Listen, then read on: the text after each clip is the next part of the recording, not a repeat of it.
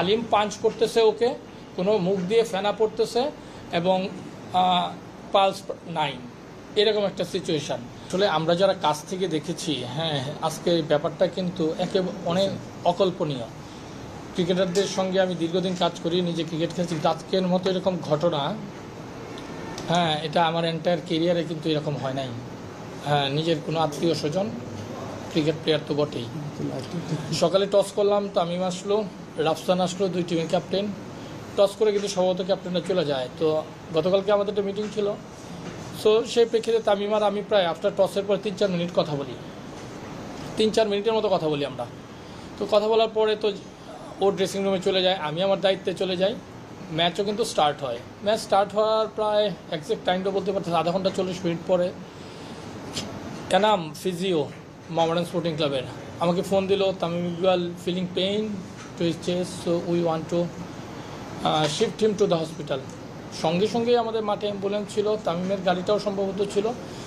আমি দেখলাম যে তামিম গাড়িতে উঠে চলে গেল। আমিও সঙ্গে সঙ্গেই কিন্তু অ্যালাউ করা হলো, চলে আসলো। চলে আসার পরে আমরা খবর নিচ্ছি যেখানে কী অবস্থা সব কিছু। তো বলতেছে না, মোটামুটি ভালো। আসার পরে ডাক্তার ইসিজি করালো, হ্যাঁ, আমাকে বললো যে ইসিজি করালো, তারপরে সম্ভবত ক্লোফেনাক জাতীয় বা সামথিং, আমি এটা মনে করতে পারতেছি না। তো একটা ট্রিটমেন্ট করালো। ট্রিটমেন্ট করানোর পর আমি ট্রেনারের কাছে ডাক্তারের কাছে যেটা শুনলাম যে ডাক্তার কিছুক্ষণ বলছিল থাকবার জন্য। তো তামিম নিজে থেকে বলতেছিল না, আমি ঢাকায় শিফট হতে চাই। তো ঢাকায় যখন শিফট হতে চাই তখন ইতিমধ্যে সে তার ফ্যামিলি মেম্বার এবং হেলিকপ্টারের সঙ্গেও কথা বলে হেলিকপ্টার শিফট করবার জন্যে। হ্যাঁ, ওই সময়টাতে কিন্তু আমি মাঠে, আমরা আমাদের যে বিকেএসপি ডাক্তার ছিলেন এবং আমাদের ডালিম ছিলেন ট্রেনার, তার সঙ্গে কমিউনিকেশন ছিল।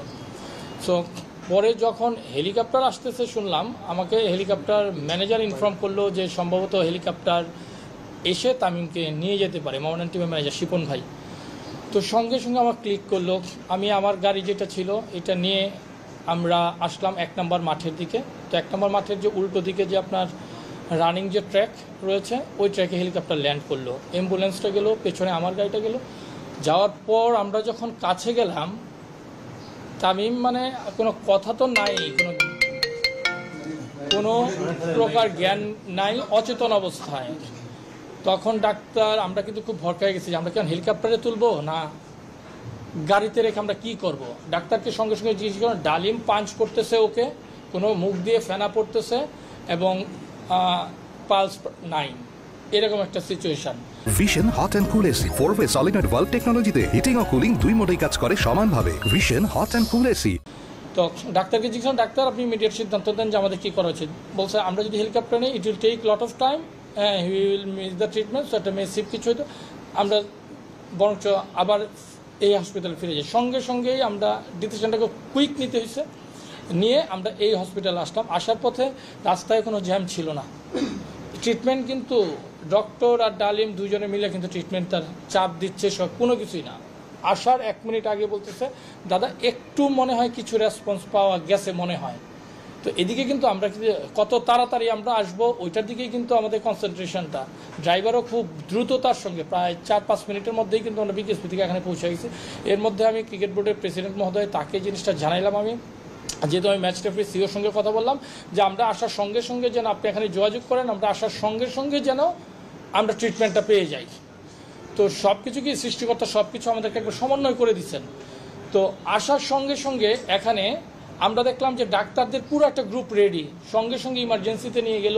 নিয়ে যাওয়ার পর ট্রিটমেন্ট করলো, ট্রিটমেন্ট করার পরে সম্ভবত লাইফ সাপোর্টেও তাকে নিয়ে গেল। এক পর্যায়ে যখন সব কিছুই হচ্ছে তখন তারপর তাকে ক্যাথল ল্যাবে নিয়ে গেল। ক্যাথল ল্যাবে নিয়ে গিয়ে কিন্তু সঙ্গে সঙ্গে এগুলো কাজগুলো কিন্তু ডাক্তাররা খুব প্রোয়েক্টিভের সঙ্গে, খুব ভালো। আমরা মানে শুরুর থেকে তো ছিলাম। এখানে তো আমাদের যে টিটু ভাই ছিলেন, মোহামেডান টিমের অফিসিয়াল টিটু ভাই ছিলেন, যে তামিমের যে সাইনটা করবে পেপারে, ডাক্তার যে নিয়ে যাচ্ছে এনজিওগ্রাম করবে, আমাদের সাইন করার কেউ ছিল না। হ্যাঁ, আমাকেই এই সাইনটা কিন্তু করতে হচ্ছে। এর মধ্যে আমি নাফিজের সঙ্গে কথা বলছি, আকরাম ভাইদের সঙ্গে কথা বলছি, ফারুক ভাই সঙ্গে কথা বলছি, ওরাও আমাকে বলছে না তুমি আমাদের পক্ষ হইয়া জিনিসটা করো। হ্যাঁ, মানে এটা দেবাশিসদার সঙ্গেও সার্বক্ষণিক যোগাযোগ রাখতেছিল ডাক্তার যে এই ট্রিটমেন্ট চলছে।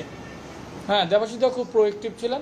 সো এই সার্বিক সমন্বয়ের ফলেই কিন্তু হ্যাঁ, এবং আমাদের সিদ্ধান্তগুলোও কিন্তু খুব গুরুত্বপূর্ণ এবং যথাযথ ছিল, যে ফ্র্যাকশন অফ সেকেন্ডে আমাদের সিদ্ধান্তগুলো নিতে হচ্ছে। খুব খারাপ অবস্থা ছিল, ডাক্তাররা হয়তো তাদের ব্রিফিংয়ে বলছেন, আমি তো সামগ্রিক যেটা দেখছি এটা বলতেছি, টেকনিক্যাল ব্যাপারগুলো ওনারা বলতে পারবেন। খুবই খারাপ অবস্থা ছিল, ওকে এক পর্যায়ে লাইফ সাপোর্ট দেওয়া হয়েছে। লাইফ সাপোর্টে দেওয়ার পর যখন একটু স্টেবল হলো তাকে ক্যাথল্যাবে নিয়ে যাওয়া হলো। ওই জায়গায় তার এনজিওগ্রাম শেষে, যেহেতু আর্টারি, দুইটা আর্টারি, একটা ফুললি ব্লক, একটা রিং পরানো হয়েছে। রিং পরানোর পরে তাকে সিসিওতে নিয়ে যাওয়া হলো। তো সবচেয়ে দেখি আমার সাথে এর মধ্যে আমার নাফিজের সঙ্গে কথা হচ্ছে, আকরাম ভাইয়ের সাথে কথা হচ্ছিল, হ্যাঁ, ফারুক ভাইয়ের সাথে কথা বলতে, ওরাও কিন্তু অন দ্য ওয়েতে ছিল। তখন যেটা ইম্পর্টেন্ট ছিল, এখানে কিন্তু আমরা যে সাইন যে দিবে অপারেশনে নেওয়ার মতো, সাইনটাও আমাকে করতে হয়েছে। সো সব কিছু মিলিয়ে কিন্তু ডিসিশনগুলো অত্যন্ত কঠিন ছিল। তারপরেও যে পরম করুণাময়ের ইয়েতে তামিম ইকবাল যে ওই জায়গা থেকে ব্যাক করে, এটা আপনারা না দেখলে, এখন তো অনেকেই আসছে, হ্যাঁ, এটা কাছাকাছি যারা আমরা 3-4 জন ছিলাম, মর্তুজাও ছিল, মানে এটা না দেখলে এটা বিশ্বাস করবার মতো না। এটা আমার এন্টায়ার কেরিয়ারে আসলে আমি এরকম টাফ ডিসিশন, এবং আমরা যে সমন্বিতভাবে সেই সিদ্ধান্তটা নিচ্ছি আমরা 3-4 জন, মনে হয় সিদ্ধান্তটা এখন মনে হইতেছে যে সিদ্ধান্তটা ভালো ছিল।